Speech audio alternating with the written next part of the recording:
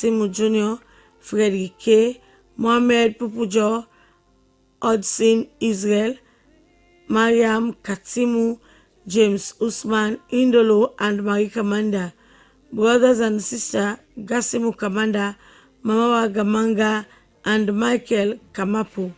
Several friends and other relatives include H.E. former President Dr. Ernest Bai Koroma, Basam Hamka, Sori Paniga, Pokawa, Fangawa, Kamapo, Gamanga, and Asu families at home and abroad.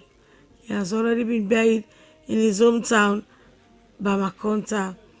Sympathizers may call at 21 Matthias Sidbo or call on +232 34 528919 or +2378 613 386. Bring from above echoes of mercy.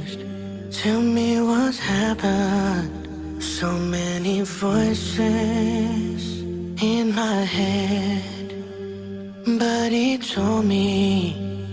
Inna lillahi wa inna lillahi rajiun. That took place on Sunday the 15th of June in Iraq of Miss Fati Masi, formerly of 160 Leicester Road, aged 43. She survived by her mother, Mami Adam Asise, children Samuel Akagbo and Cherin Ojalo, several brothers, sisters, uncles, cousins, nieces, nephews, relatives, and friends at home and abroad. Funeral arrangements will be announced later. Sympathizers may call at 160 Leicester Road or call mobile number 079 259 459, 076 891 618 or 076 728 123. One day, but it's coming. Peace be still, my child. The death announced of Mr. Sidu Bin Tico of 2 Street, Brookfields. He died on Sunday the 15th of June, aged 75. Funeral arrangements will be announced later. Sympathizers may call at his residence or call on 079 920 887. I am with you. Peace be still. I am with you. Peace be still, my child. The death took place on the 13th of June at 70B Bassett Brookfields, Freetown, of Mr. Charles Munda Davis, aged 79. He is survived by his wife, Mrs. Miriam Davis, children Albert Kelvin Davis and Marcella Jennifer Mark Johnson. Funeral arrangements will be announced later. Sympathizers may call on 030 241 309, 033 332 414 or call at 70B Basket Brookfields, Freetown. May his soul rest in peace. Peace be still. Peace be still. The death is reported of Reverend Canon Emeritus Julius Joseph Koka, JP, and Commissioner of Oath. He died on Saturday, the 14th of June at his residence, 7B Access Road, Babadori, Lumley, aged 84. He survived by his wife, Mrs. Lucy J. Koka. Children, Christiana Koka of UN Mission in Somalia, Mrs. Agnes Wilson of YWCA Brookfields, and Donald Koka of Global Risk Insurance Company. Funeral arrangements will be announced later. Sympathizers may call at his residence, 7B Access Road, Babadori, Lumley. May his soul rest in peace. Never, I nothing lack if I am his, and he is mine forever. The death took place on Monday the 9th of June of Helen Moluma Mary Charles, a nurse at the Satellite King Herman Road Hospital and of Bangura Phase 2 Hill Station, aged 23. She survived by her parents, Mr. Victor Charles in the USA and Mrs. Elizabeth Charles of the Anti-Corruption Commission, sisters Katumu Lucy Charles, Victoria Munje Charles, and Patricia Sata Sam. Several grandparents, uncles, aunts, cousins, relatives, and friends at home and abroad include the Charles, Bani, Ganda, Kande, Faba, Kylie, Kai, Belmore, Kene, Sise, Kalon, Stephen, and Koma families. A vigil mass will be held on Thursday, the 19th of June at St. George's Parish, Morup at 7:30 p.m. Laying out is on Friday, the 20th of June at our residence, Bangura Phase 2 Hill Station, from 9:30 a.m. to 10:30 a.m. and at St. George's Parish, Morup from 11 a.m. to 12:30 p.m. followed by funeral and communion service, burial at the Ascension Town Cemetery. May her soul rest in peace. Bestoweth, and oh, a transport of delight from thy pure chalice floweth. The death took place on Sunday, the 8th of June, of Madame Lucy Couter, commonly called Baby Lou, of 19 Dillette Street, aged 34.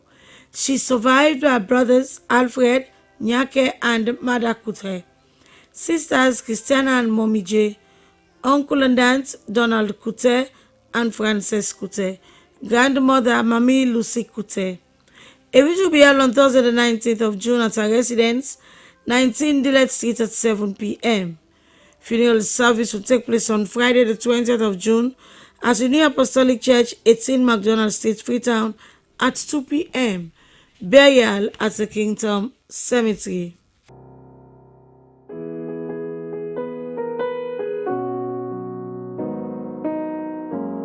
Throne of God, here we reach the shining river.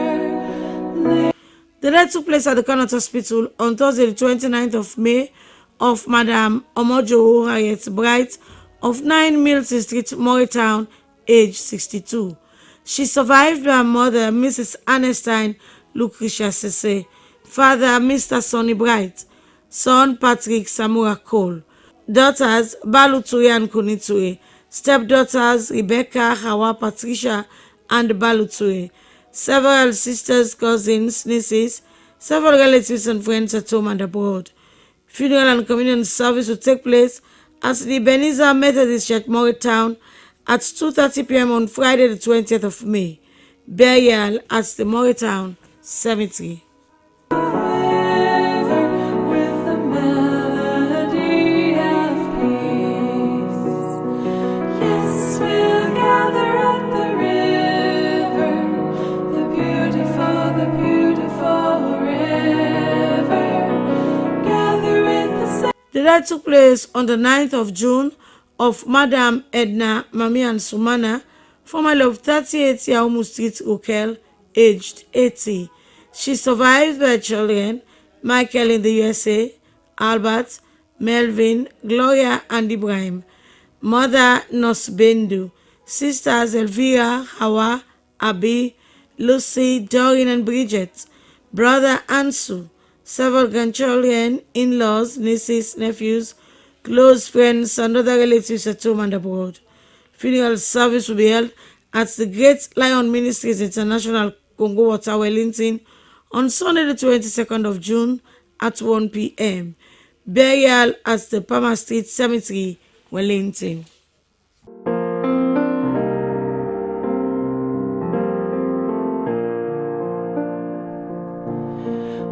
blessed assurance, Jesus is mine. Oh, what a foretaste of glory divine.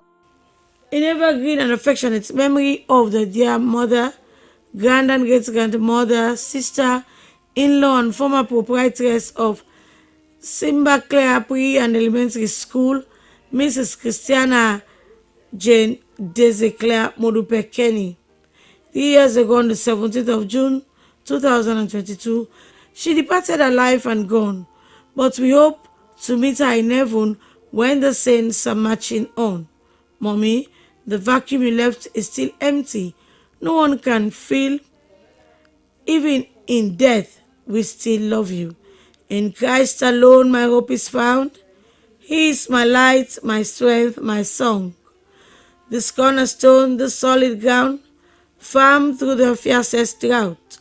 What of love, what depth of peace, when fears are stilled, when striving cease, my comforter, my all in all, here in the love of Christ I stand, sadly remembered by the family, at home and abroad. This is my song, praising my Savior all the day long. Have I done enough? Yet to be. Now my book's gone and closed. All my deeds are for show. So I lie here and wait for that day. I'm so scared. Inna lillahi wa inna lillahi rajiun. The death took place on Sunday the 15th of June in the United States of America of Dr. Kadi Sise. She survived by her children, Aisha Sise in the USA and Mahmoud Sise in Freetown. Funeral arrangements will be announced later. Sympathizers may call at 10A Godrich Road, Juba, or call on 076 550 303. I'm too soon. But this is all up to all. He sent his angel up. Guide me, thy rod and staff, my comfort still, thy cross before to guide me. In ever affectionate memory of a dear wife, mother, sister, relative, and friend, Mrs. Veronica Eva Delina Palmer, fondly called Aunty Ver, who changed time for eternity on the 16th of June 2012. 13 years have gone by, yet your memory lingers on as if it were yesterday you departed this life for eternity. To all you left behind, the anniversary of your death is a constant reminder and a duty to celebrate your life. More especially, your legacies of beauty, elegance, quiet fortitude, charm, cheerfulness, caring nature, selfless consideration of bringing family and friends together have always lingered in our everyday activities. In peace their sacred ashes rest, fulfilled their day's endeavor. They blessed the earth and they are blessed, of God and man forever. Fondly remembered by your husband, children, siblings, relatives, and friends at home and abroad.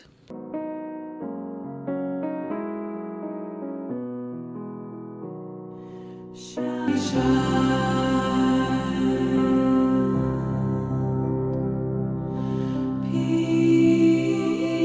be still. The Lambo, Silan, Congo families at home and abroad are hereby announcing that Mr. Joseph Lamboy, former Director General of the Sierra Leone Correctional Services, is seriously sick.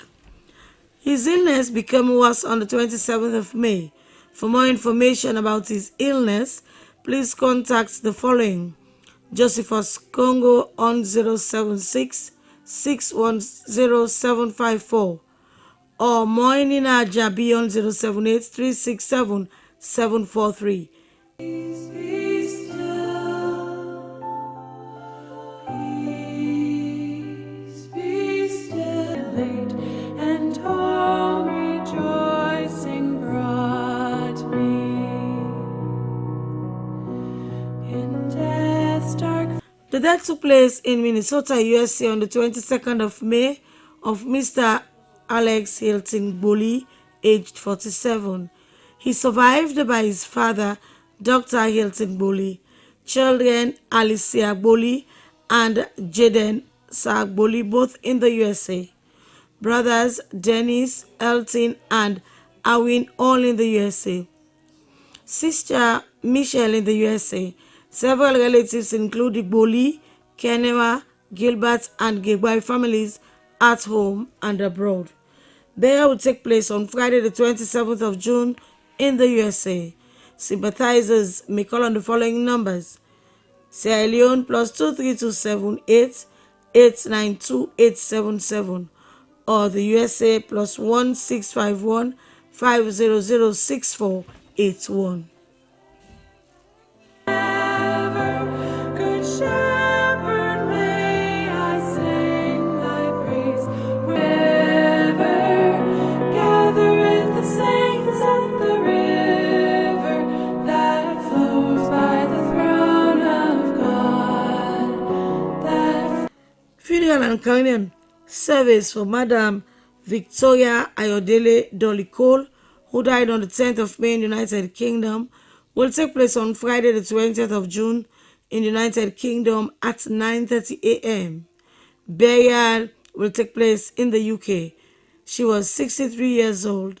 She survived by her daughter, Mrs. Ibidu Love Tete, in the UK.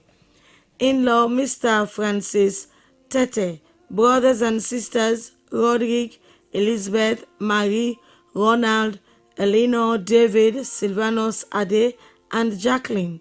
Several aunts, nieces, nephews, cousins, relatives, and friends include the Cole, Koka, Sawyer, Nicole, Tete, French, Grobsno, Macaulay, Foster, Randall, Koroma, Klein Thomas, and Aladikol families at home and abroad. May her soul rest in peace. Savior, all the day long, this is glorious thought, my sin not in part, but the whole. The death is reported of Mrs. Veronica Tmay nee Bangura of 24C Upper Tmay Town, which took place on the 4th of June, aged 56. Funeral arrangements will be announced later. Sympathizers may call at 24C Upper Tmay Town or call on telephone numbers 076 641 020 or 079 198 503.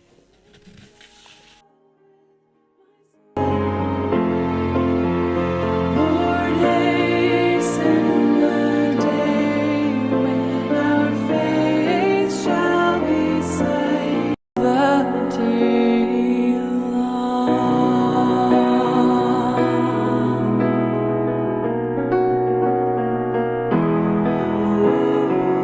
It's with deep sorrow and profound gratitude to announce the death of Michael Oduwaya, age 43.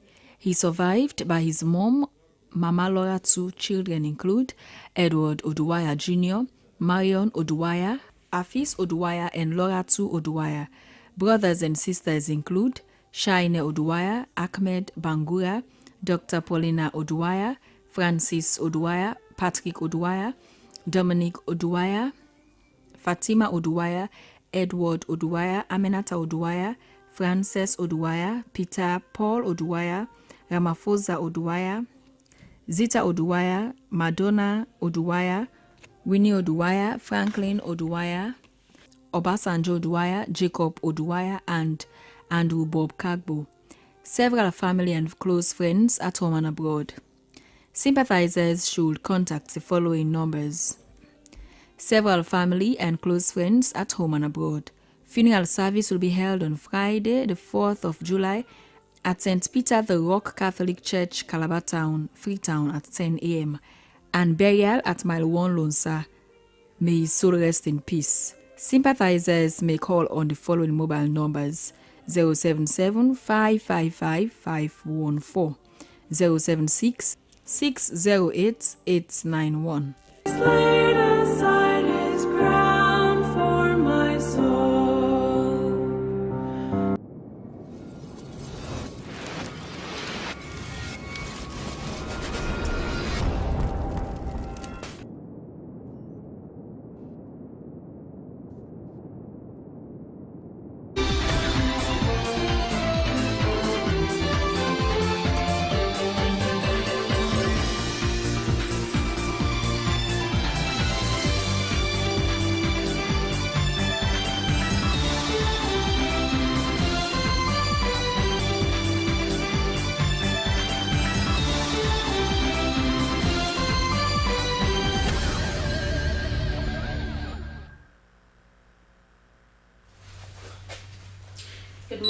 welcome to News Hour. My name is Aminata Fofana. Coming up in this edition, on June 19th, World Sickle Cell Day. Sickle cell warrior Omo Haret raised awareness on the disease.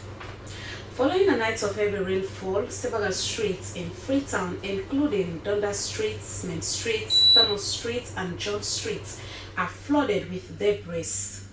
And President Bio approves a series of key administrative postings within the civil service.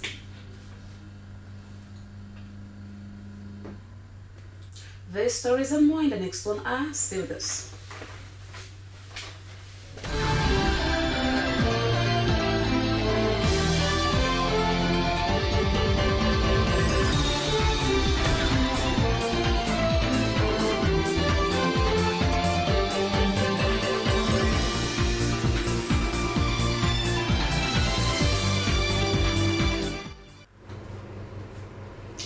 June 19th is World Sickle Cell Day, established by the United Nations to raise awareness and tackle the issues relating to the disease. Omo Haret is a sickle cell warrior and a graduate from Cyprus International University with a Bachelor of Science in Nursing. She is the founder of the Tmay Foundation. Doolikol engaged her on the dynamics of the disease, even as a career and the work of a foundation as well. A hereditary disease caused by inheriting a mutated gene from both or either parents that affects the production of hemoglobin, which is a protein in the red blood cells. Sickle cell is a silent disease that particularly affects people because of lack of knowledge and or not knowing your genotype. It's a genetic disorder. You know, you don't want to tell them that your mother, you meeting a young child, you say your mother gave you sickle cell or your father gave you sickle cell disease. So sickle cell disease is a genetic disorder. You can either get it from both parents, or sometimes one of the parents have the carrier or the malfunction gene. Yeah, it doesn't transfer. I cannot give you sickle cell disease and you have to be born with it. Genetically. That's how sickle cell I can describe it. So it's either it's through basically your family member and has to be direct, your biological mother or biological father? Yes, directly. It's two abnormal genes. Yeah, maybe you happen to like for me, I happen to my mother has the SS, and then my father probably will be AS. The lack of advanced medical facilities and some basic amenities in the country is another huge contributing factor. The lack of options for patients and expensive medications too. Hydroxyurea that is so expensive, and patient can. Expensive? How much is it here? That's like that. We're talking about like 600 Leon. I don't know. It's like about $30 or $40 for tablets. Yes. Of how much? That's like it can serve for like 2 or 3 months. I can't quite remember how much is. So you have to take it every day. Yes, that's one, and the folic acid and the vitamin B complex, the supplements. So all of that, The reoccurrence of sickle cell episodes varies from person to person, but generally it is supposed to gradually subside or reduce as you grow. In our society, what kills faster is the myths that people have built around the disease, which are not true. All this while I was thinking, it is not sickle cell, it is the mind. It's how you perceive the disease. That is why we are out there talking to people, even if it's HIV, any other worse disease. It's all about the mind, because if the mind is not healthy, the body is also not healthy. To help ourselves and protect the next generations, knowing your genotype is the first step. For Slbc, Doolikol.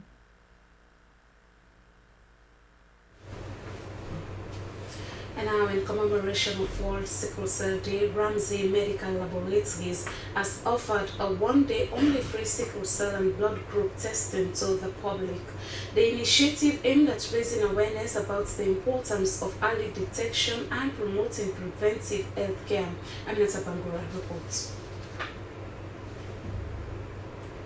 At 14 Liverpool Street and 108 Kissy Road in Freetown, dozens of people gathered to participate in a free medical outreach organized by Ramsey Medical Laboratories in recognition of World Sickle Cell Day. The event provided free sickle cell screening and blood group testing to members of the public, and it attracted large numbers of people eager to take advantage of the free testing. Speaking at the event, Dr. Abasuri, Managing Director of Ramsey Medical Laboratories, revealed that the lab has been partnering with the Sickle Cell Society for over 30 years, providing free testing for its members. In recent years, the institution has gone a far further by setting up its own clinic dedicated to caring for individuals living with sickle cell disease in Sierra Leone. He continued that, for the commemoration of Sickle Cell Day, they thought it fit to offer this service to the wider public. Almost with every disease, really, early diagnosis gives you a better prognosis,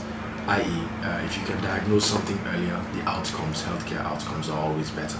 In the case of sickle cell, it's something that you want to diagnose in early childhood, ideally, because it will determine how you will take care of the child.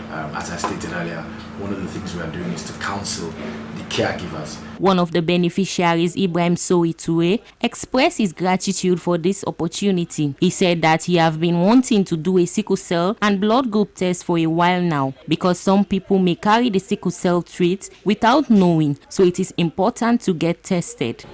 I haven't done sickle cell testing, and I also want my children not to suffer from sickle cell anemia because it is very painful. So let me say out there to anybody who doesn't do the test, come for the test. It's very necessary. World Sickle Cell Day is observed every year on June 17 to raise awareness about the disease and promote access to education and early detection. In Sierra Leone, where the condition remains a significant public health concern, such outreach efforts are essential for strengthening prevention and care strategies. Ramsey Medical Laboratory encourages the public to take advantage of the free screening, particularly young adults and parents planning for children, as early knowledge of one's sickle cell status can be crucial in family health planning. SLBC News, Aminata Bangura reporting. The Sickle Cell Research and Advocacy Initiative has observed the 2025 World Sickle Cell Day with a special event held at the King Hamad Road Hospital. The observance under the theme Tell It Loud was focused on raising crucial awareness about sickle cell disease. Abdul Kabir reports.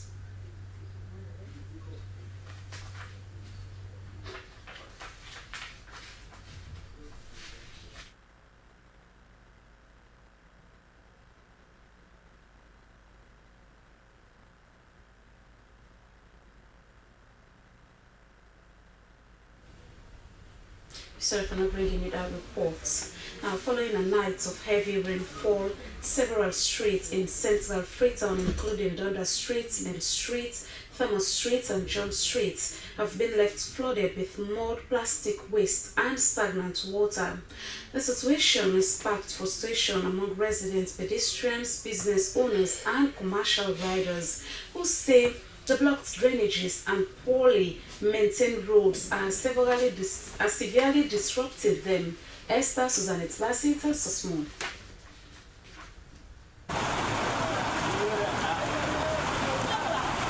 A night of torrential rain has once again exposed the dire state of drainage systems in central Freetown. Key commercial and residential routes such as Dunda Street, Main Street, Thomas Street and John Street were covered with flood waters, thick mud and heaps of plastic waste. Business people waded through deep pools of mud this morning as many shops remained shut. Alberta Willem, a shop owner, said this has been happening for over a decade, adding that every time it rains, the whole area becomes a mess. I don't open my shop 3 good years now. Every rainy season, no problem. Every August month. Every rainy season is a problem for us doing business in this community. I often close my shop in August because it always floods here. Also, the drainage is often blocked, which causes mud in front of my shop, and many times people fall and become injured. Because when I sit inside the shop, they sell the water. Now this building, they can't sell me, but Pedestrians had to navigate their ways through slippery paths, while residents blamed the blockage on poor waste management and a lack of regular drainage maintenance. This really affects you seriously because even this is really affecting us plying this route daily. There are times when it rains, it becomes difficult to see vehicles on the streets. Again, after the rains, you will see a lot of mud, which results to people falling. So this really affects me now. Plastic bottles, food containers, and household garbage litter the streets, mixed with mud that washed down from surrounding areas. Commercial tricycle riders also complained of the hazards, noting that the flooded streets are not only dangerous but also damage their tricycles and reduce their earnings. It affects because most of the time we rain come outside the poto. When it rains, there are lots of mud all over the streets, and sometimes when we want to drop or pick up passengers, if another vehicle is coming, it may flash mud at the passenger standing. It is very painful. We are calling on government to fix up the drainages so that the water will flow smoothly. It can cause unnecessary traffic because as you're moving. Situations like this indicate the pressing need for sustainable urban drainage systems and regular community cleaning exercises. As the rainy season continues, many fear that without urgent intervention from the Freetown City Council and relevant authorities, the health and safety of city dwellers will be at risk. For SLBC News, Esther Suzanette Bassi reporting.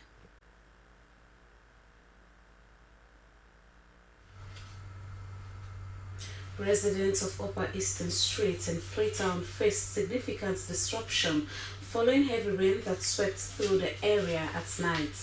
The downpour, which lasted for more than 4 hours, led to a substantial amount of dirt and debris washing onto the streets, creating hazardous driving conditions and discomfort for pedestrians. Abdul Masari reports.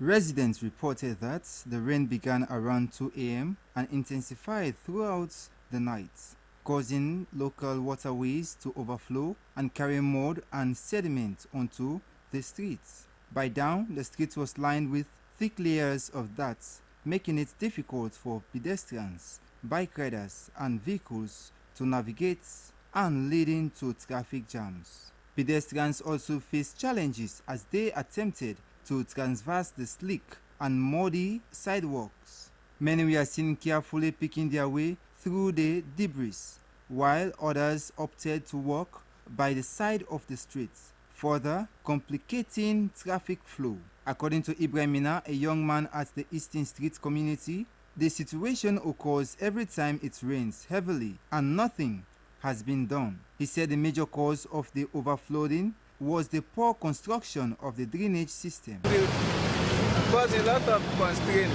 about the road business. The construction of the drainage is not done properly, and it did not connect to the other side of the drainage. The drainage is small and tight, so when it rains, the water flows everywhere, and the waste moves to the street. Resident at Eastern Street, Almami Kamara, said it was very challenging for them to cross over to the next street, most especially for them as elderly people in the community. He also explains the causes of the hazard and called on community people to act responsibly. First time we'll be the city, what's been happening? I'm advising everyone to give their garbage to the clean salon people rather than throwing it in drainages. You can pay them and they will carry it to Bome. But if you refuse and you are caught, you should be charged to court. Residents hope that by bringing attention to these issues, they can encourage local government action to mitigate future disruptions caused by heavy rainfall. SLBC News, Abdul Mansari reporting. the Sickle Cell Research and Advocacy Initiative has observed the 2025 World Sickle Cell Day with a special event held at the Kenema Road Hospital. The observance under the theme Tell It Loud was focused on raising crucial awareness about the sickle cell disease. Abdul Kabir reports.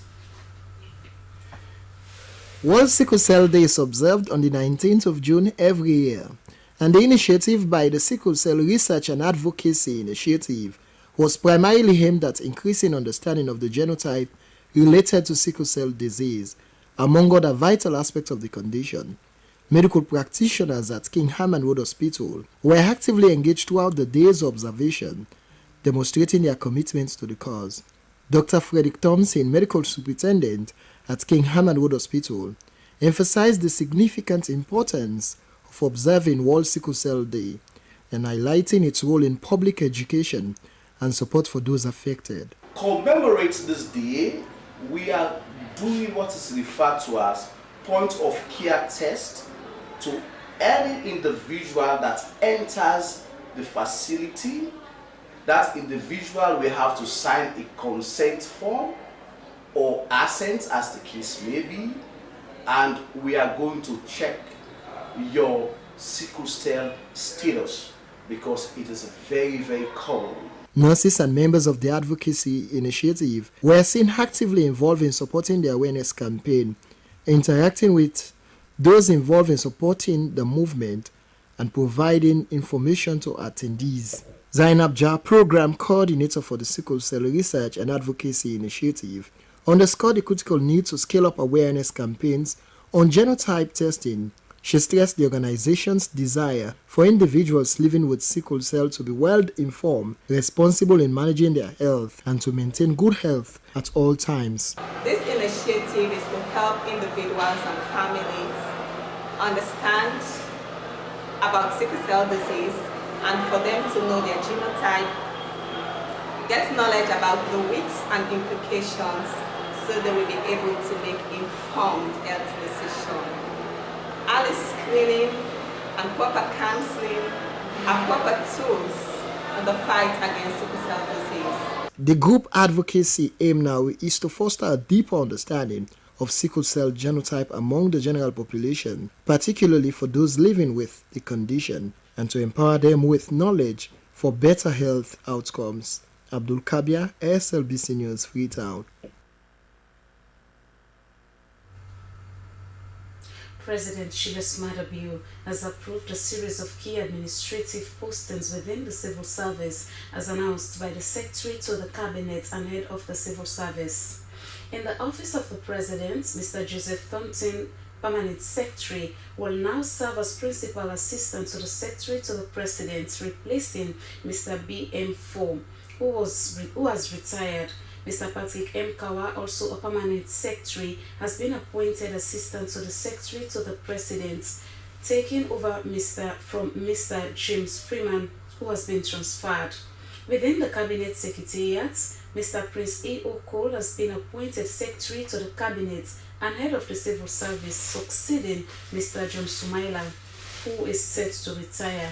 Mr. Teslim V. Uthman, Deputy Secretary, will act as Assistant to the Secretary to the Cabinet and Head of the Civil Service.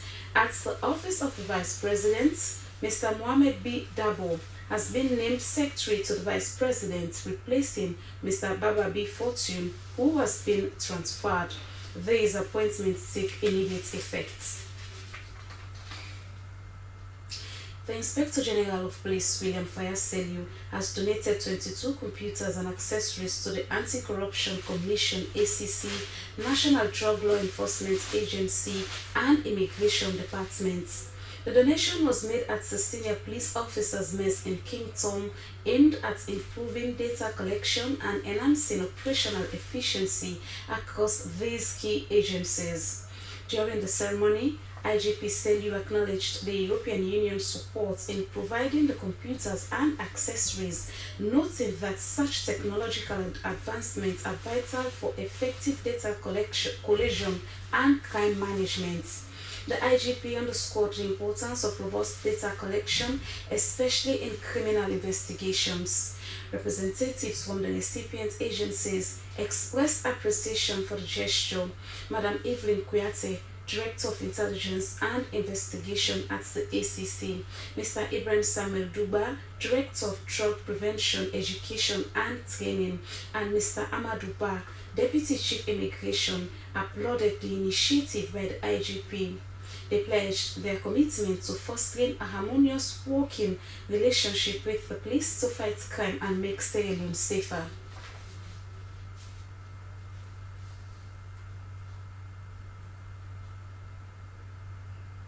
Now, in a landmark achievement, Sierra Leone has been elected to the World Committee on Tourism Ethics during the 68th UN Tourism Regional Commission for Africa thematic conference held in Abuja, Nigeria. The conference themed Boosting Social Impact and Education in Tourism through Innovation, Artificial Intelligence and Creative Industries gathered key stakeholders from UN tourism member states, highlighting the importance of modern technology in enhancing tourism's social impact. Our reporter Christristiana Kamara brings us more details.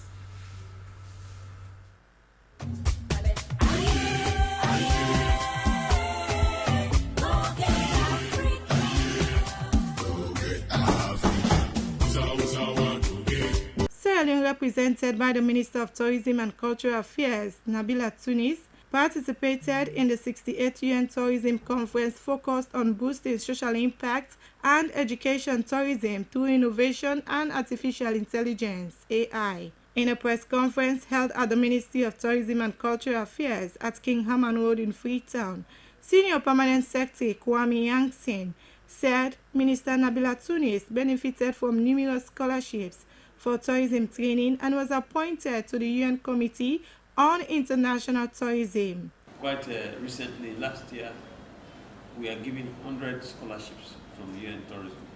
So these are some of the benefits we derive from them. These scholarships are now being utilized by Sierra Leoneans. They are training online in tourism, marketing, in development, tourism, hotels, management, and other stuff. So the training is ongoing, and also we as a government had a very successful outing out there. For the first time, Sierra Leone was appointed to serve on the UN Committee on International Code for Protection of Tourists. General Manager of the National Tourist Board, Fati Masi, highlighted their significant contribution to the discussion and their nomination to the Committee of Ethics and Protection for the International Code for Tourist Protection. She further emphasized the importance of providing a safe and conducive environment for tourists, with a need for other MDs to support the Ministry of Tourism. She also said the country has transitioned from being an observer to a participant, with voting rights and a significant role in presentations and discussions. We cannot do it alone.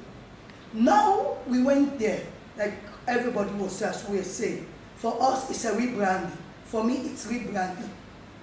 The fact that Sierra Leone is going there, taking a central, an integral role, where my minister is called upon to present papers, where we are called upon to serve in the committees. For us, it's a big leap. It's a big step to what we're saying. The recognition marks a significant milestone for Sierra Leone as it strives to enhance its tourism sector and position itself as a prime destination in Africa. SLBC News are in Freetown. Christristiana Kamara reporting.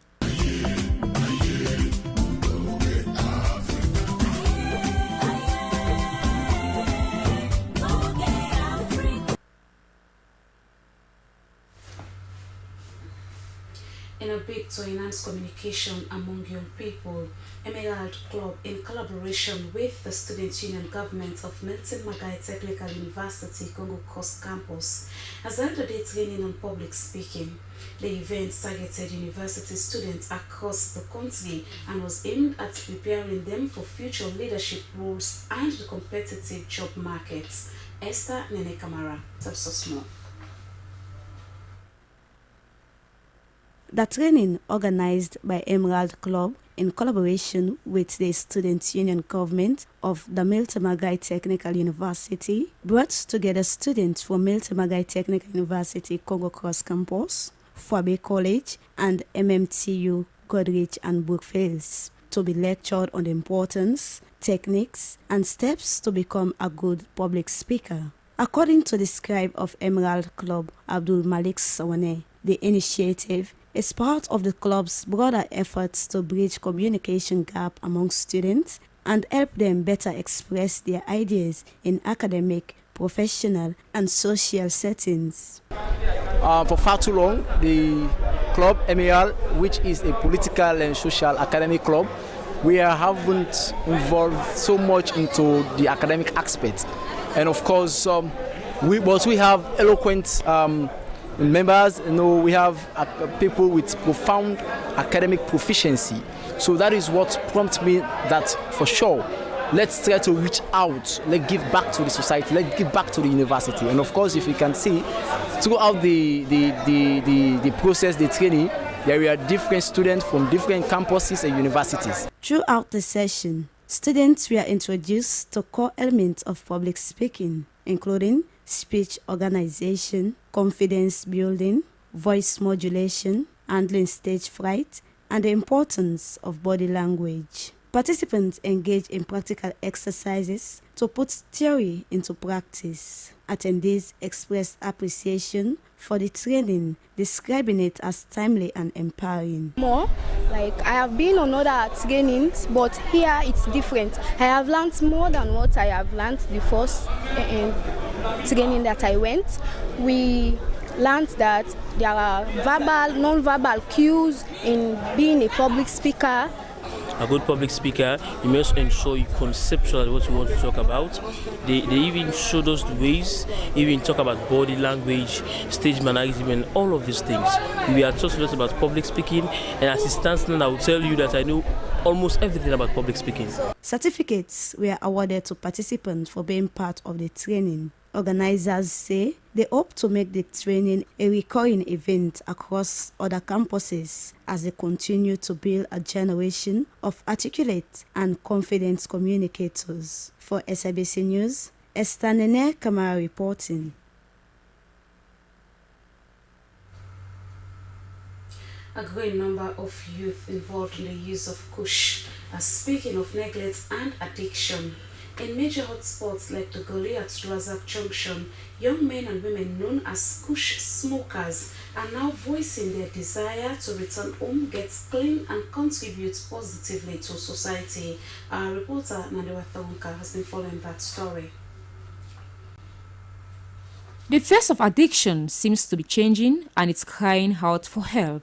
In the heart of Freetown, area like the Goli at Razak Junction have become a silent camp for many young men and women whose lives have been overtaken by kush, a drug now destroying communities across Sierra Leone. But amidst the smoke and shattered dreams, a new voice is rising. Appeal for help, for hope, and for healing. Chairman of the Goli, Sheku Jisise, said they are not criminals, and their communities has turned its back on them. Many of them have skills. Some are even educated. They have nowhere to go, with no job, no support, and yet they are the ones blamed every day. I get many responsibility. We want to go back home. We want to be clean. We want to be useful again. But we need support. We need jobs. We need training. Please, give us a second chance. We just need someone to believe in us again.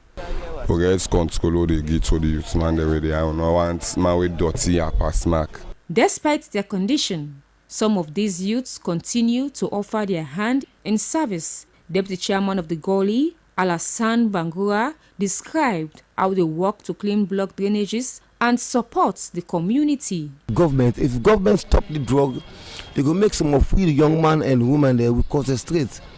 We know we have gone down the wrong path, but we have also helped this community in our own little ways. When the rain comes, we help clear the water, clean the drains, and support the people, even though we live in despair. These young men are not just asking for pity, they are asking for resolution. They are calling on the government, private sector, community, and humanitarian organizations to step in with youth employment, rehabilitation, and skills training programs. As the cry for help echoes through this neglected corner of the city, one thing is clear: the battle against Kush cannot be won without restoration and rehabilitation at every level of society. As the Kush crisis deepens, the question remains: will Sierra Leone choose to punish the lost youths or to help them find their way back? Well, for Slbc News, Nanda Wataronka reporting from Dwaza community in Freetown.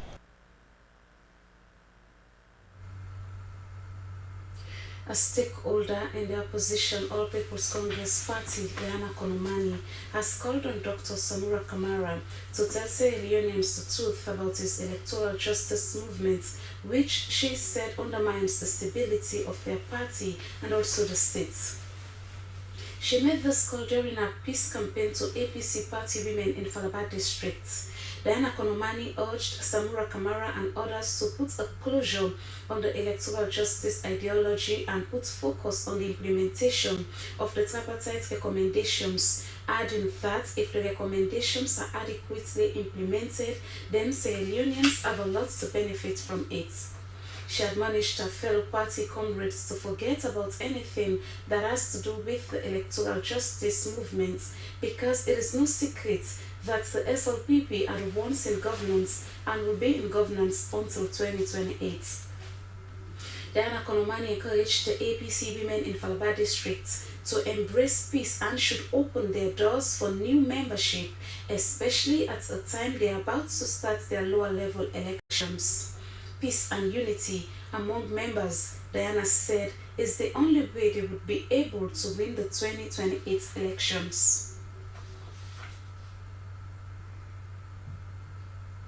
Another project has ended with positive results for Sierra Leone. The Climate Change and Sustainable Energy project undertaken by the Women's Network for Environmental Sustainability has conducted over 700 days of empowerment focused on the women most affected by climate change in the Western Area Rural and Pujon districts. Howard Williams tells us more. Supported by Christian Aid Sierra Leone, the Climate Change and Sustainable Energy Project, CCASE, is ending a 2-year period of intensive activities influencing actions on government commitments to address climate change and other environmental issues in a way that ensures acknowledgement of the problems and sustainability of responses from both the government and 12 pilot communities in the Pujon and Western Area rural districts. WONES, the Women's Network for Environmental Sustainability, and CSO partners aligned to climate change have helped to integrate Christian Aid's flagship climate change program into its programming and policy work, strengthen Christian Aid's evidence and learning, and position Christian Aid to leverage funding to create a new strategic global program focusing on community resilience and strengthening a movement for change.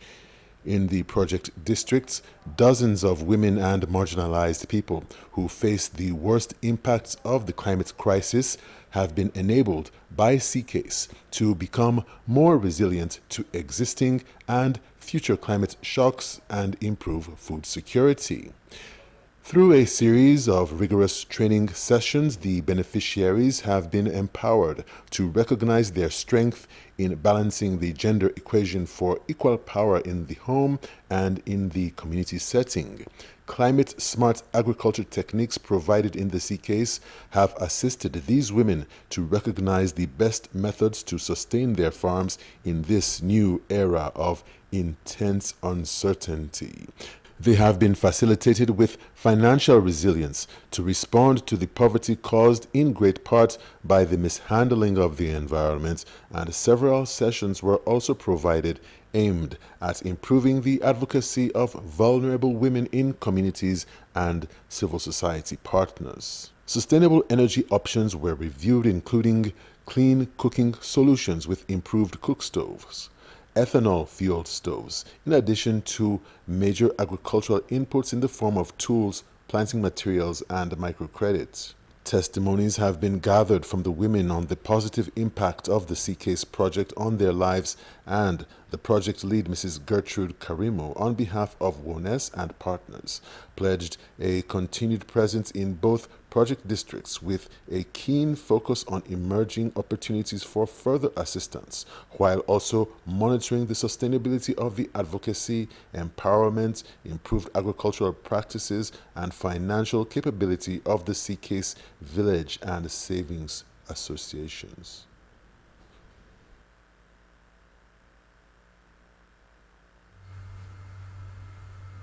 All good things, they say, must come to an end.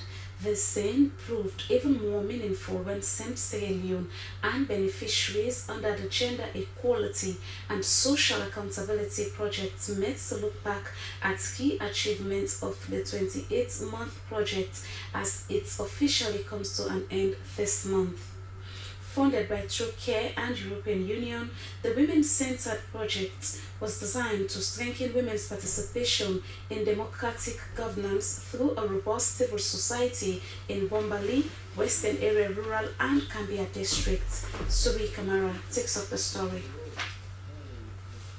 The supporting gender equality and social accountability through a strengthened civil society is described as one of St. Sierra Leone's most successful projects in the Western Area Rural Districts. The initiative targeted over 2,000 women in Bombali, Cambia and Western Area Rural Districts, where St. Sierra Leone was the implementing partner.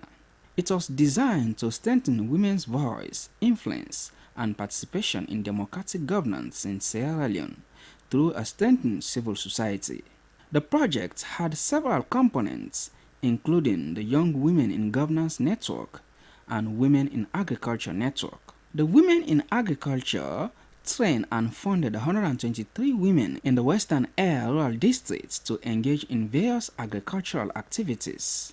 As the project officially comes to a close, President of the network, Mabinti Kamara, said they are prepared to carry forward the progress ushered in by the projects. We will speak, we will know we rights, we will know responsibility. After the training, they provided us with grants to manage our farming activities.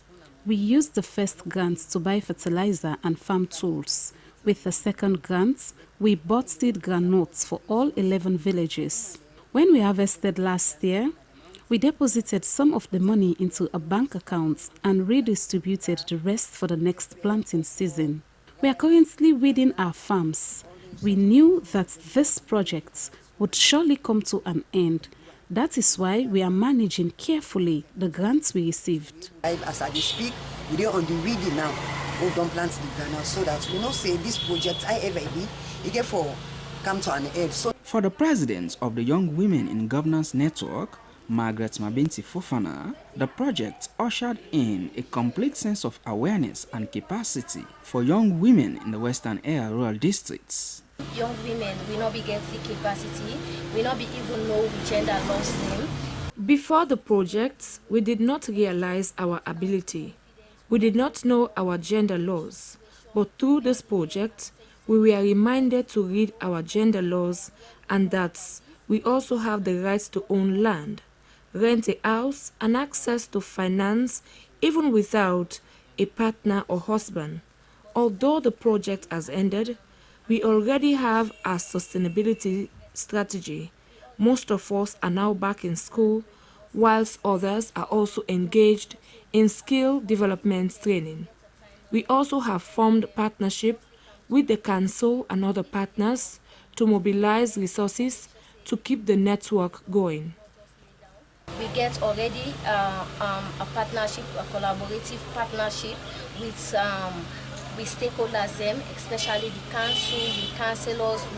As one of the donor partners along with the European Union, the EU project coordinator at Tokyo, Loma Conte, said she was proud of the project implementation by transforming ordinary community women into decision makers. Key things that really stand out for me has to do with the empowerment or the learnings that we've given to women.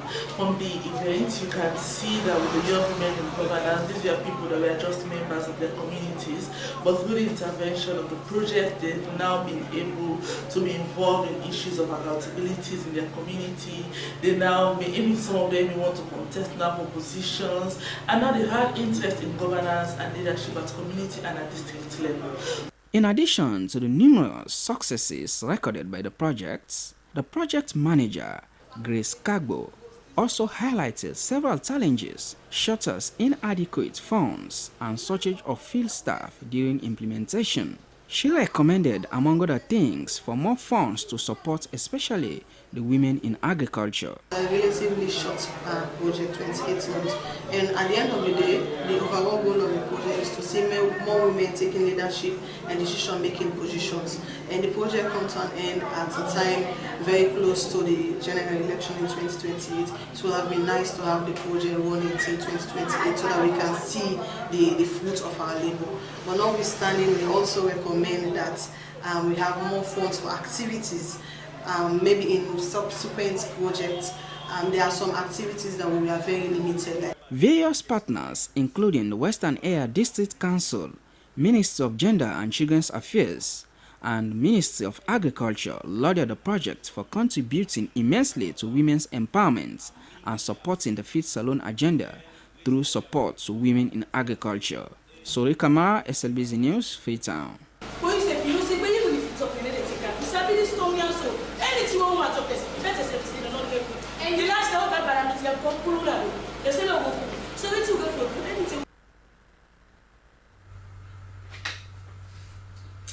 Sierra Leoneans abroad have come with several non-profit organizations over the years. One of these latest groups to come out of the United States is the Sierra Leone Diaspora Women.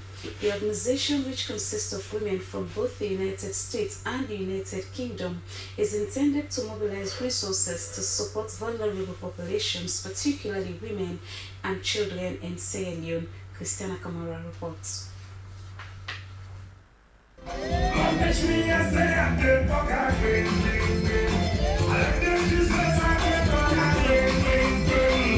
The historic launch of the Sierra Diaspora Women Organization was a fanfare event at the African Affairs Center, Dallas, Texas, United States. The initiative, led by Christiana Taylor, a respected community figure in Dallas, is the latest initiative by Sierra Leonean women in the United States and United Kingdom to support their vulnerable counterparts back home, focusing on women and children.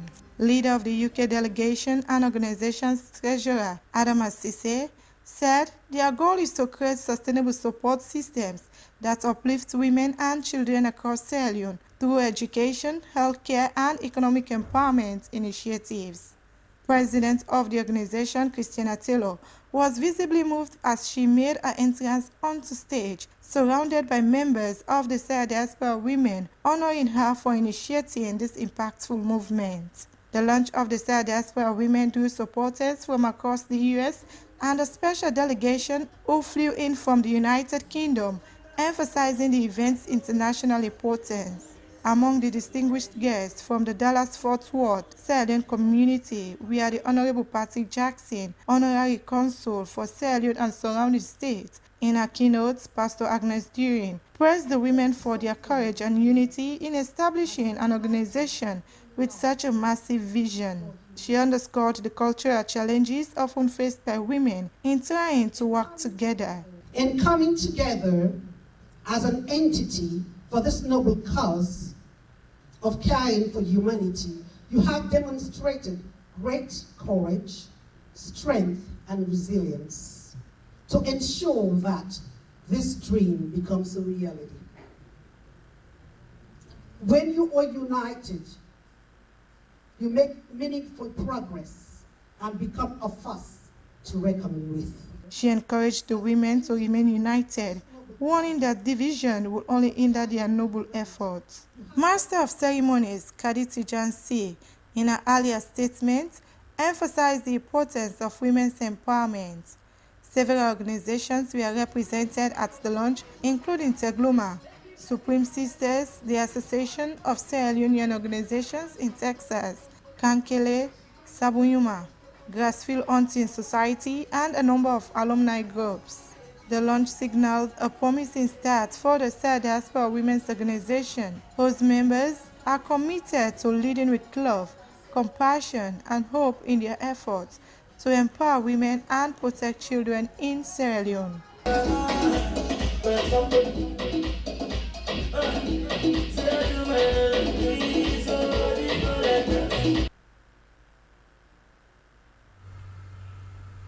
And it's now time for the sports updates.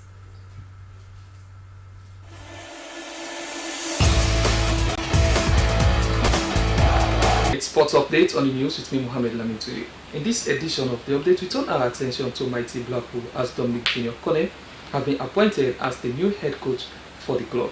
Let's join Abu Kabia for more details. This appointment by the mighty Blackpool Football Club sees Kone take over from interim boss Seri Toure. The presentation ceremony was attended by the club's executive committee, elders, players and enthusiastic fans, all eager to witness this crucial moment for the years ahead. Coach Kone, 56, brings a wealth of experience and a clear vision to mighty Blackpool. His immediate task is to significantly improve the team's standing in the league, a crucial challenge given their current disappointing position. During the presentation, Coach Kone conveyed a strong message of unity and determination. He expressed his firm belief that a positive transformation is well and truly on course, provided the players are united in their conviction. I am ready to elevate this club to the top level again, emphasizing that this ambitious goal can only be achieved through a collective effort from the players and the unwavering support of the passionate fan base. He stressed that this collaborative approach will be key to finishing the league strongly. Both fans and players are eagerly anticipating the strategic changes Coach Kone will implement and are keen to observe how his leadership will elevate the team's performance on the pitch. Founded in 1958, mighty Blackpool Football Club boasts a rich history in Sierra Leonean football, having produced numerous remarkable players who have left an indelible mark on the sport. And now we turn our attention to the international scene. As English Premier League side Tottenham Hotspur appointed Thomas Frank has expressed his excitement as taking over as the new head coach of Tottenham Hotspur.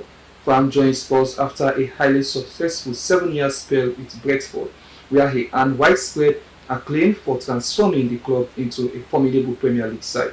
His appointment is seen as a major testament of intent from the London club, as fans are eager to see the impact he will have. That concludes our sports update. Thank you very much for joining me. I am Mohammed Namintue, and goodbye.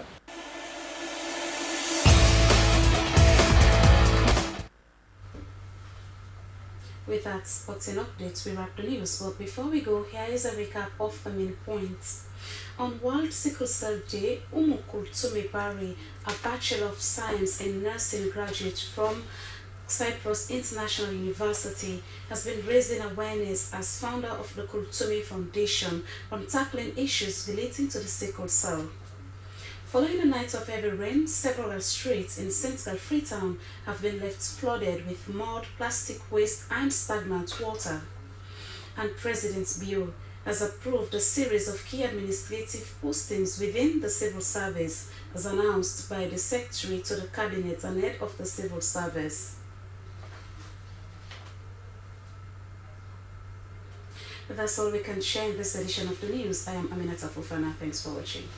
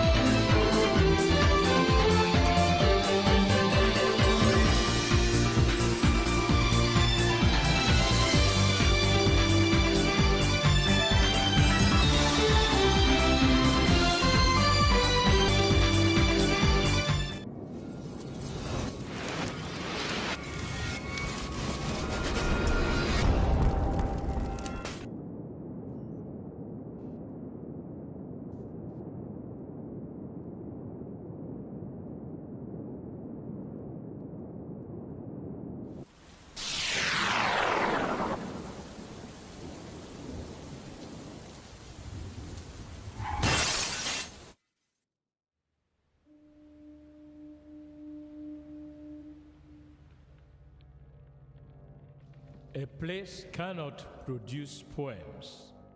It can only not prevent them. And Freetown is good at that, for Freetown has its own sudden elegances. People are slow to leave it, quick to return.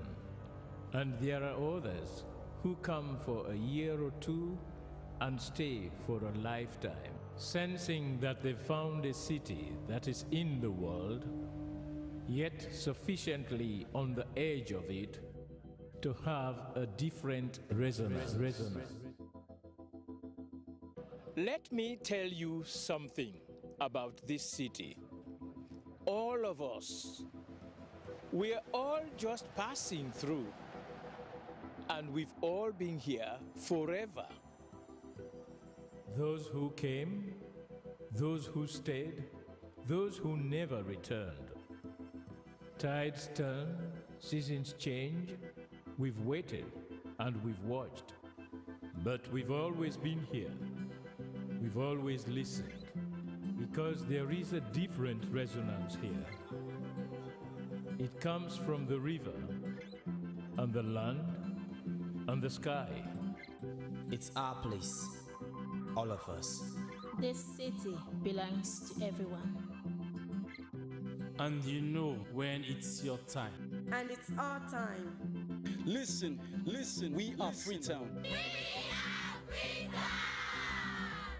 The golden rules of Freetown. Don't pretend you're something that you're not. Don't go thinking you're better than anyone else. Or that anyone else is better than you. Don't shout about it. Get on with it. We are Freetown. Freetown! Freetown! Yeah! We found our voice again. I'm from India and Freetown. I'm from China and Freetown. I'm from the UK and Freetown. I am from Nigeria and Freetown. I am from home and Freetown. This city belongs to everyone.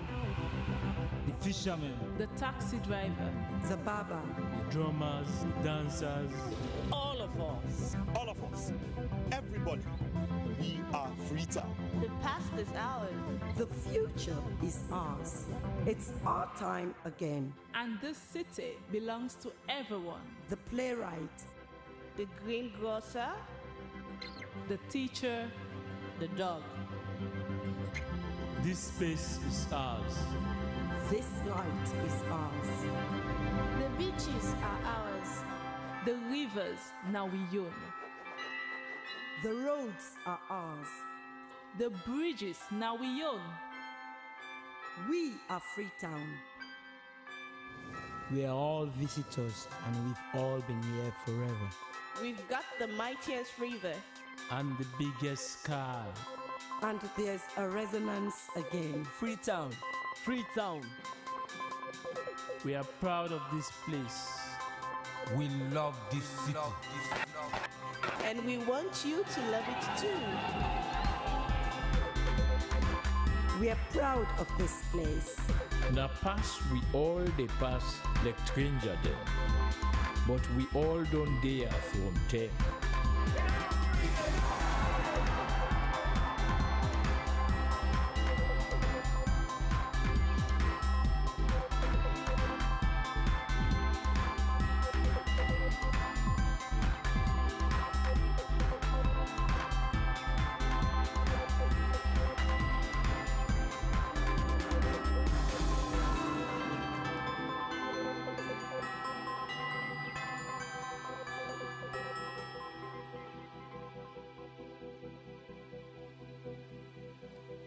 Come here, and you'll feel it, that end of the line sense of freedom. Say yes to Freetown. Say yes to freedom.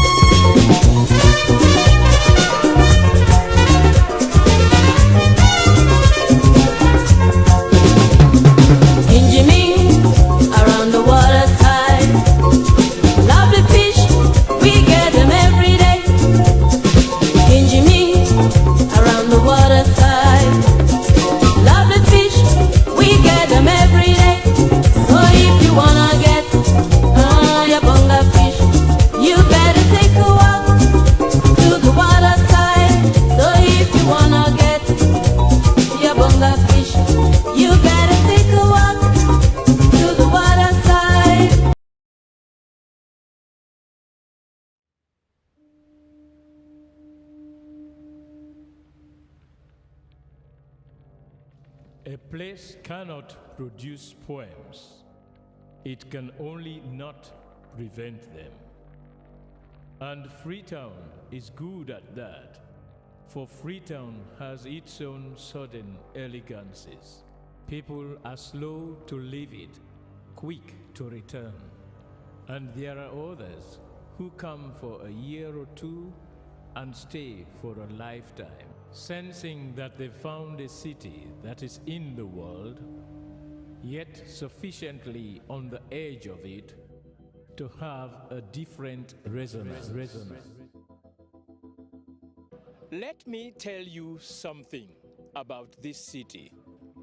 All of us, we're all just passing through, and we've all been here forever. Those who came, those who stayed, those who never returned. Tides turn, seasons change. We've waited and we've watched. But we've always been here. We've always listened. Because there is a different resonance here. It comes from the river, and the land, and the sky. It's our place, all of us. This city belongs to everyone. And you know when it's your time. And it's our time. Listen, we are Freetown. The golden rules of Freetown. Don't pretend you're something that you're not. Don't go thinking you're better than anyone else. Or that anyone else is better than you. Don't shout about it. Get on with it. We are Freetown. Freetown! Freetown! Yeah! We found our voice again. I'm from India and Freetown. I'm from China and Freetown. I'm from the UK and Freetown. I am from Nigeria and Freetown. I am from home and Freetown. This city belongs to everyone. The fishermen, the taxi driver, the barber, the drummers, the dancers. All of us. All of us. Everybody. We are Freetown. The past is ours. The future is ours. It's our time again. And this city belongs to everyone. The playwright, the greengrocer, the teacher, the dog. This space is ours. This light is ours. The